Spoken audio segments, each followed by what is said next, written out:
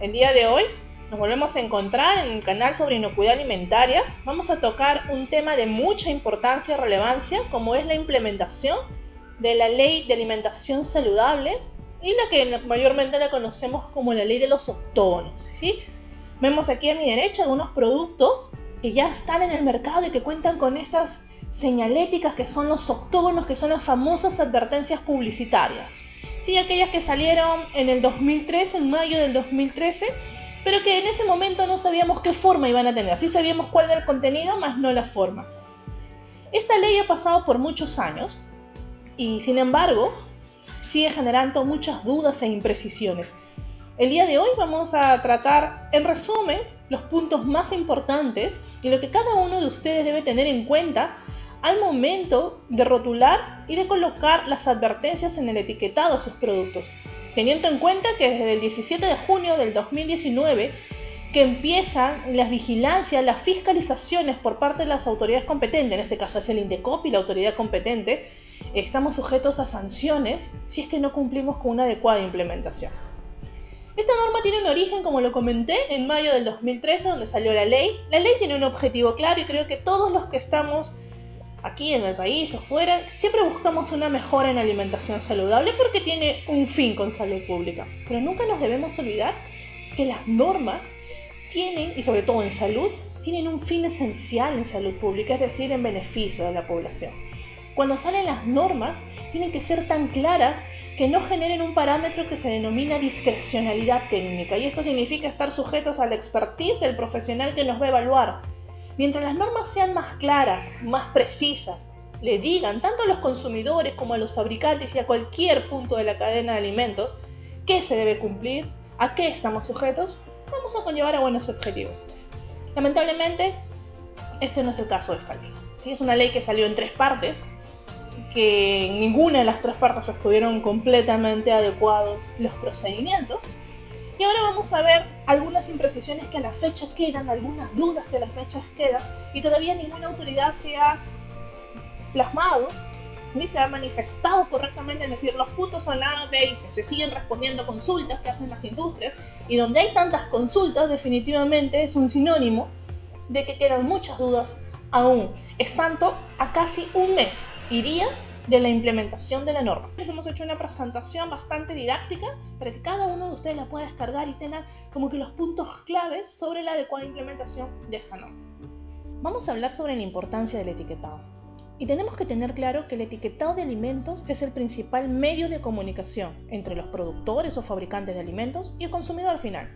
Por lo tanto, es la cara de información que da la industria sobre el contenido, es decir, ¿qué es? ¿Cuál es el nombre del producto? Y tengamos claro que el nombre del producto debe reflejar la verdadera naturaleza del alimento. ¿Qué es? También puede contener el nombre comercial. El nombre comercial es como el nombre de fantasía. Tiene que tener el contenido neto del producto, la fecha de vencimiento, el listado de ingredientes, y con esto hay que tener mucho cuidado porque si bien es cierto en el Perú no tenemos una norma específica sobre etiquetado, acordemos que nuestra normativa, como el Decreto Supremo 007 del año 98, nos llama a que en ausencia de normativa específica nos acojamos a lo que establece el Códex Alimentario. Y el Códex Alimentario tiene la norma sobre etiquetado de alimentos preenvasados, cómo es la forma de declarar los ingredientes. Información sobre la empresa, el fabricante, la dirección del fabricante, las condiciones de conservación si es que el producto lo amerita. Si el producto no amerita, no es necesario.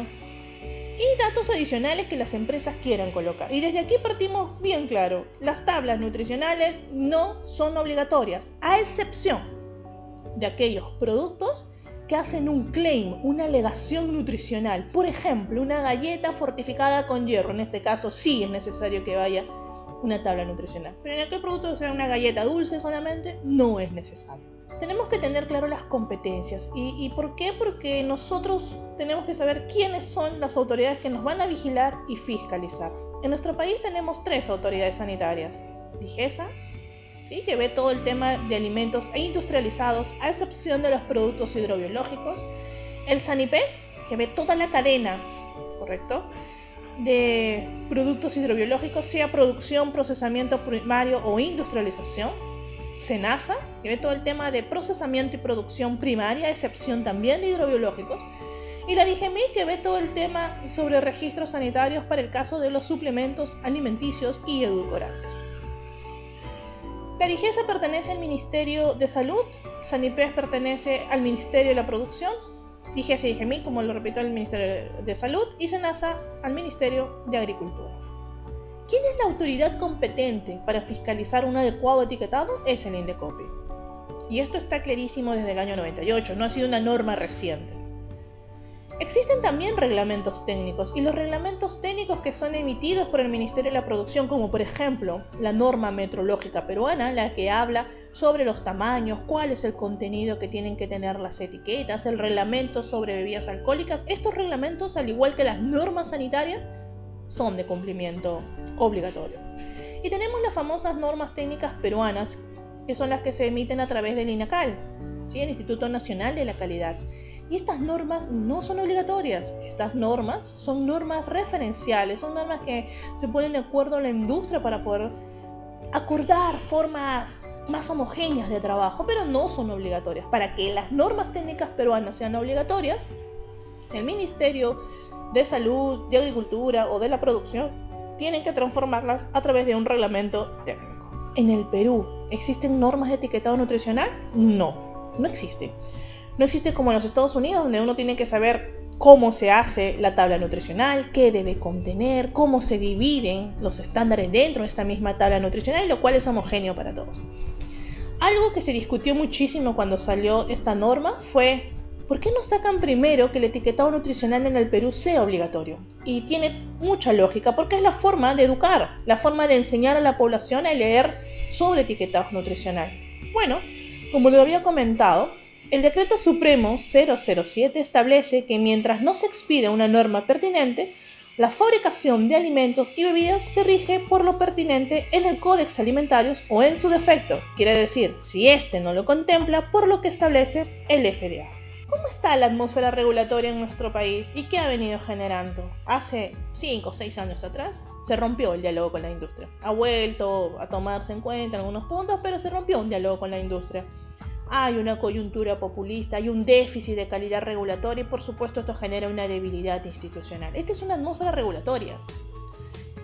¿Y esto qué genera? Incertidumbres regulatorias, ¿sí? Encima, aunado a eventos que se fueron presentando en los últimos 3 años. Tenemos eventos, y acá los mencionamos tal cual porque fueron eventos de conocimiento público. Tenemos el evento de Artica, que fue un tema, sí, sanitario. Ahí no hay nada que hacer, es un tema que implica salud.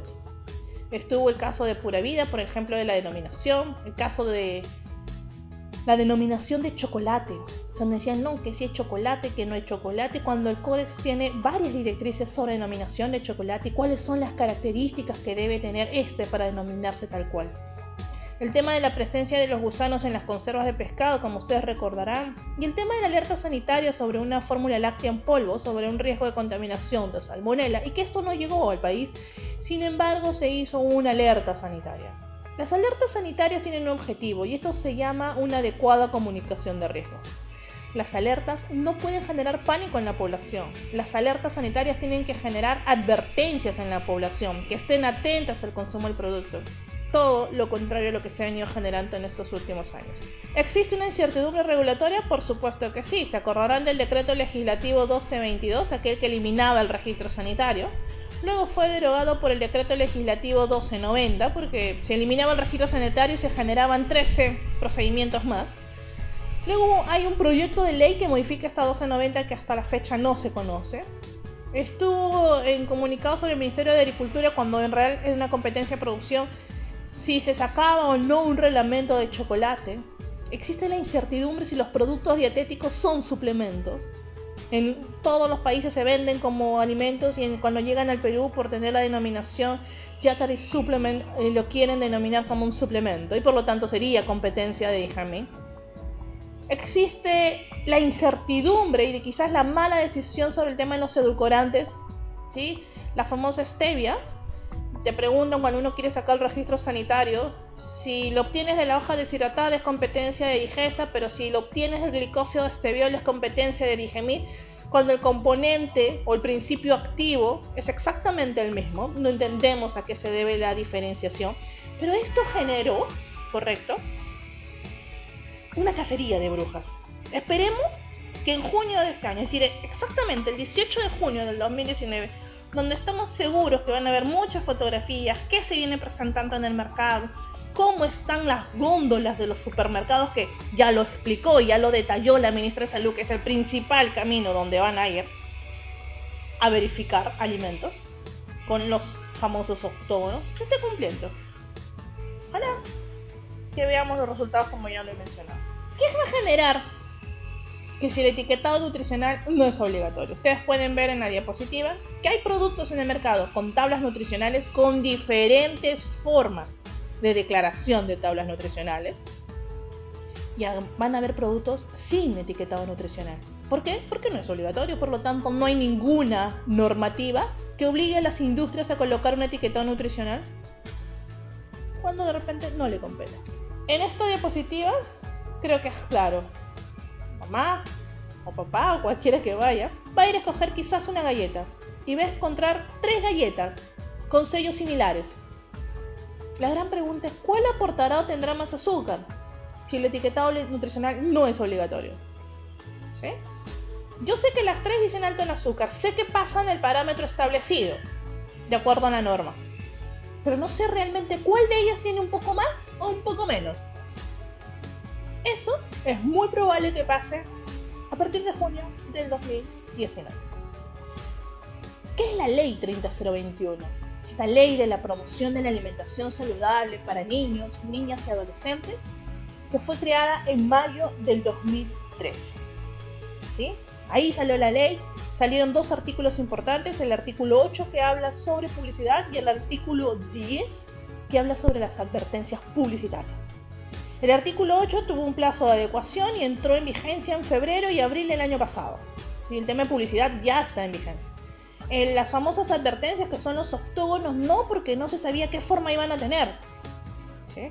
Esto recién salió en agosto del año pasado. En junio, perdón. Luego viene el reglamento, el decreto supremo 017 del 2017, que es donde salen los parámetros. Ya por lo menos con este sabíamos sobre qué parámetros un producto era alto en. ¿Sí? Salieron los parámetros para alto en grasas saturadas, alto en azúcar, alto en sodio, y en el caso de grasas trans colocaron la normativa vigente, y la única normativa vigente que existe en el país sobre grasas trans es el decreto supremo 033 del 2016. Posteriormente, el 16 de junio del 2018, salió el decreto supremo 012, el manual de las advertencias publicitarias, donde ya tenían forma y eran octógonos. ¿Sí? Los octógonos con las frases, la forma de ubicación, el tamaño, y que vamos a ver un poquito más adelante. ¿Cuál es el ámbito de aplicación de esta ley? Solamente para alimentos procesados. En cualquier rubro de la cadena, sean fabricantes, importadores, comercializadores, anunciantes, suministradores. Solamente para alimentos procesados. En porcentaje, solo para el 10% del consumo per cápita del país. ¿Qué es la publicidad a menores de 16 años? ¿Qué es lo que hablaba el artículo 8 de la ley 30021? Y aquí vamos a comentar un poquito.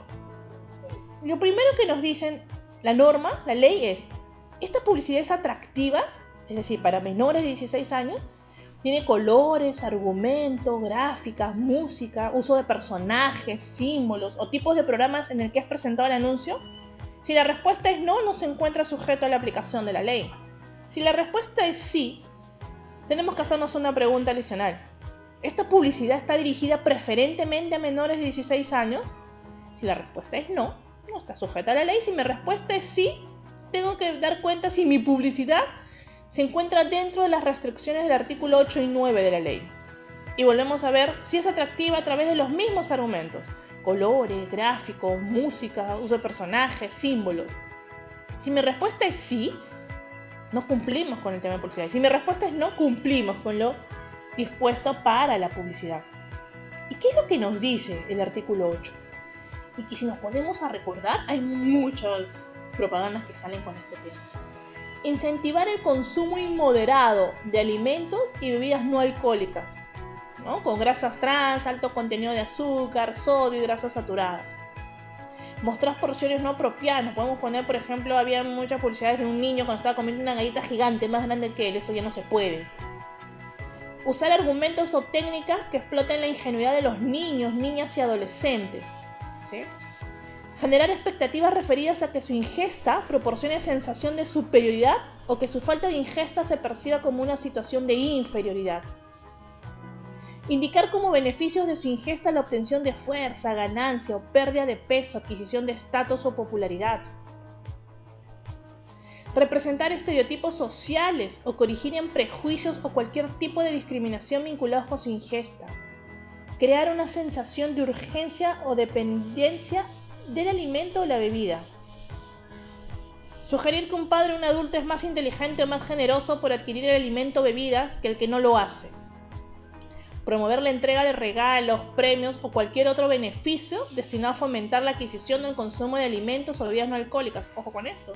¿Cuántos productos vienen con esta información? Por ejemplo, si consumes tal producto, entras a mi página web y te puedes ganar un PlayStation. Si esta publicidad va dirigido al grupo objetivo, que son niños menores de 16, esto ya no se debería tener. Utilizar testimonios de personajes reales o ficticios, conocidos o admirados por los niños y adolescentes para inducir a su consumo. Un futbolista comiendo el producto está induciendo al consumo. O un personaje ficticio, dando información, ¿sí? O imagen a través de hacer etiquetado la publicidad sobre el consumo. Acordémonos que todo lo que está en la etiqueta también es publicidad. Iría en contra de este literal. Establecer sugerencias referidas a que se puede sustituir el régimen de alimentación o nutrición diaria de comidas principales, como el desayuno, el almuerzo o la cena. Alentar ni justificar el comer o beber de forma inmoderada, excesiva o compulsiva. Y esto es lo más importante. El artículo M, ojo con esto, habla sobre mostrar imágenes de productos naturales si estos no lo son. Por el Códex Alimentario, por las directrices de etiquetado, si uno coloca en un producto dirigido a niños sabor manzana, pero realmente no utilizas manzana, pero estás colocando la foto de la manzana, utilizas un saborizante, pero sí dice textualmente en el panel frontal sabor manzana, está bien rotulado. Sin embargo, con la aplicación de esta norma ya no. Podríamos usar imágenes de frutas si es que el producto no lleva frutas. O imágenes de, por ejemplo, cacao si es que el producto realmente no usa cacao. Así que ojo con el literal M y a ponernos a revisar todas nuestras etiquetas y publicidad. Como lo habíamos comentado, salió en el 2017 el Decreto Supremo 017. En la cual definía los parámetros técnicos sobre 100 gramos. Esto es muy importante, porque a la fecha muchas empresas, yo he recibido muchas consultas y me dicen, no, pero yo no paso el límite sobre mi porción. Ojo, no es sobre la porción, es sobre 100 gramos. Establece tiempos de vigencia y cumplimiento. Para el caso de rotulado existen 2 etapas con distintos niveles de parámetros técnicos. La primera etapa a los 6 meses y la segunda etapa a los 39 meses. Define que es un kiosco, un comedor y una cafetería escolar saludable. Como lo habíamos comentado, se establecen los valores o límites para definir si un producto contendrá o no las advertencias por cada nutriente. La primera fecha de implementación ya estamos a puertas, es este 17 de junio del 2019 y la segunda fecha de implementación es el 17 de septiembre del 2021. Entonces, vamos a poner un ejemplo. Si un producto contiene, lo mandamos a analizar o hacemos nuestras tablas teóricas, usando las fórmulas adecuadas y los parámetros de conversión adecuados, yo tengo una barra en la cual tengo 22.8 gramos de azúcar por 100 gramos y va a llevar la advertencia alto en azúcar, evite su consumo excesivo, ¿correcto? Tenemos que tener sumamente claro, ojo, es azúcar total, es decir, añadida más la azúcar propia del producto. Cuando hablaban en la parte de grasas trans el cuadro, nos jala a la normativa vigente. Y como lo había comentado, la normativa vigente de grasas trans es el Decreto Supremo 033 del 2016, donde se establece 2 parámetros que ya incluso han empezado a aplicar desde el 2018 porque esta normativa tiene también un tiempo de implementación. Salió antes y se empezó a implementar a partir de julio del año pasado. Para el caso de grasas, aceites, vegetales y margarinas, el límite es de 2 gramos de grasas trans, ácidos grasos grasas trans, por 100 gramos o 100 mililitros de materia grasa. Y para el caso del resto de alimentos son 5 gramos de ácidos grasos trans por 100 gramos o 100 mililitros de materia grasa. Es la norma a la cual han hecho referencia todas las entidades públicas. Habíamos comentado de algunas imprecisiones. Y una de las imprecisiones eran sobre la fecha exacta de aplicación. Nos queda claro que es el 17 de junio del 2019. Lo que no queda claro es la coexistencia, y esto es obvio. ¿Por qué? Porque hay productos que tienen 1, 2 años. Vamos a poner un ejemplo, una mermelada normalmente tiene 2 años de vida útil. Y entonces van a haber mermeladas sin octógonos y mermeladas con octógonos. La mermelada no hay forma de que se escape del alto en azúcar por el gran contenido de azúcar que contiene, que es parte de su formulación. Es la naturaleza del producto. ¿Cómo va a ser esa coexistencia en el mercado tradicional y en el mercado moderno? Mercado tradicional, tiendas de abarrotes, mercados de barrio, ¿sí? Mayoristas, distribuidores, mientras que el mercado moderno, para tenerlo claro todo, son los autoservicios. La ministra de Salud, el lunes de la semana pasada, sacó un anuncio donde dijo claramente que el 17 de junio todo lo que esté en los supermercados tiene que estar con octógonos, independiente de que el Decreto Supremo 017 habla de fecha de elaboración, una vez entrado en vigencia. Es decir, si cumplimos las normas, debiesen ser aplicados a productos que se fabrican a partir del 17 de junio del 2019. Sin embargo, ya hubo un comunicado oficial por parte de la propia ministra. Otra de las imprecisiones, y que ha sido aclaradas en las preguntas que ha resuelto el Ministerio de Salud y que se encuentran en la página web del Ministerio de Salud, era qué pasaba con los productos que requieren reconstitución o preparación. Bueno, esto ya fue contestado. Ya han señalado que aquellos productos que requieren preparación o reconstitución, la evaluación, es decir, los parámetros que se van a considerar es teniendo en cuenta la forma de preparación que indique el fabricante. ¿Sí? Es decir, los fabricantes, cuando un producto requiere reconstitución o preparación, te dicen cómo se van a preparar. Bueno, teniendo en cuenta esta recomendación es que se va a hacer la evaluación. ¿Qué hablan sobre los productos? No hablaban nada sobre los productos líquidos semisólidos. También respondieron a una consulta en la cual han establecido: si el producto se declara en mililitros, será evaluado como líquido. Si el producto se declara en gramos, será evaluado como sólido. Sobre los rangos y tolerancias, ¿sí?, que vamos a tener en cuenta sobre los parámetros, también ya se han manifestado. Si en una de las preguntas se va a tener en cuenta las tolerancias de la metodología, ¿sí?, de la metodología que utilizan los laboratorios en el caso de que sean analíticos. Y en el caso de teórico, definitivamente no debe haber mucha diferencia porque aplicas una fórmula y una data de conversión. ¿Qué pasa con los productos? ¿Correcto? Con las diferentes formas, porque la norma metrológica peruana hablan de formas más regulares. Pues se han planteado, ¿sí?, los gremios industriales plantearon propuestas y aparentemente han sido aceptadas de las diferentes formas para calcular el área del empaque. Lo que tiene que quedar claro es que no se pueden considerar los sellos, porque la norma te habla de que deben ser legibles, adecuadamente visibles, y los sellos por la naturaleza no te van a permitir tener esta información. ¿Qué pasa con los envases secundarios o los envases múltiples? Pues el envase secundario, vamos a poner el caso de un display, también es publicidad y por lo tanto, independiente de que el producto contenga octógono, el envase secundario también lo debe tener. ¿Sí? Todo producto que se coloque o se publicite hacia el público tiene que tener la advertencia. Para el caso de los empaques múltiples tendrá que haber una leyenda. ¿Cuántas advertencias tienen los productos que forman parte de este empaque múltiple? ¿Qué pasa con el uso de stickers? Y aquí sí tiene que salir un decreto supremo. ¿Por qué? Porque en el caso de los stickers sí está tal cual en el decreto supremo 012, que el plazo de aplicación solamente es por 6 meses, es decir, hasta el 17 de diciembre del 2019. Posterior a eso ya no se deberían aplicar. Pero esto sí es una barrera burocrática muy grande. Pero nosotros comprenderemos que en nuestro país se consumen muchísimos alimentos importados. Y no es que el Perú compre todo el lote de un fabricante, compra por partes o quizás a un distribuidor. Y entonces no tiene sentido que se hagan etiquetas exclusivas para el Perú.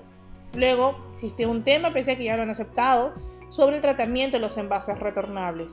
Y este es un impacto ambiental muy fuerte para el país y tienen que también han sido bastante consecuentes, creo yo, en poder ver cómo es este tratamiento para los envases retornables. Ustedes pueden ver La ubicación del octógono, les hemos colocado una imagen y la ubicación del octógono es en el lado superior derecho.